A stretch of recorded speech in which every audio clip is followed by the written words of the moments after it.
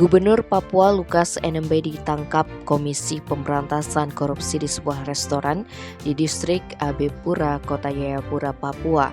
Komisi Pemberantasan Korupsi memastikan akan langsung melakukan pemeriksaan lanjutan terhadap Gubernur Papua Lukas NMB setiba di Jakarta.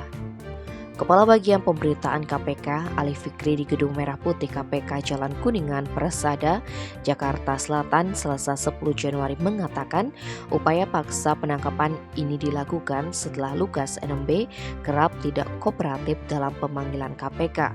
Lukas bersama tim kuasa hukumnya mengklaim bahwa dirinya sedang dalam kondisi sakit. Namun KPK menyayangkan Lukas justru bisa berjalan dengan meresmikan kantor Gubernur Papua. Hal ini yang menjadi keinginan tim penyidik KPK melakukan penangkapan terhadap Lukas. Namun ada sejumlah kejadian pasca penangkapan Lukas NMB. Sejumlah massa bergerak menuju Bandara Sentani dengan membawa alat sajam. Akibatnya terjadi bentrokan antara warga dan kepolisian sehingga membuat aktivitas masyarakat kota Sentani, khususnya di seputar Bandar Udara Sentani, Kabupaten Jayapura lumpuh.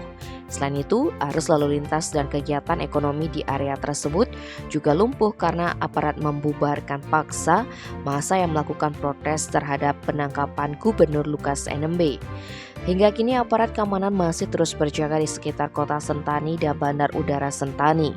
Lukas NMB sendiri telah dibawa ke Bandar Udara Sentani dan diterbangkan ke Jakarta melalui Manado. Presiden Joko Widodo meyakini penangkapan Lukas berdasar bukti yang kuat.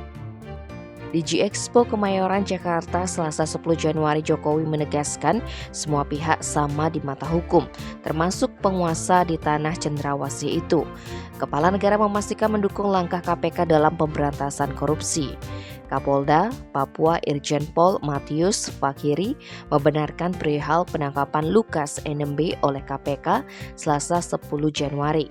Lukas NMB bersama Direktur PT Tabi Bangunan Papua Rijatono Laka ditetapkan sebagai tersangka dalam kasus dugaan suap dan gratifikasi terkait proyek pembangunan infrastruktur di Provinsi Papua. Tersangka Rijatono Laka diduga menyerahkan uang kepada Lukas NMB dengan jumlah sekitar 1 miliar rupiah setelah terpilih menggerakkan 3 proyek infrastruktur di Pemprov Papua. KPK menduga tersangka LE alias Lukas NMB telah menerima pemberian lain sebagai gratifikasi yang berhubungan dengan jabatannya hingga berjumlah miliaran rupiah. Tim Bali Express melaporkan.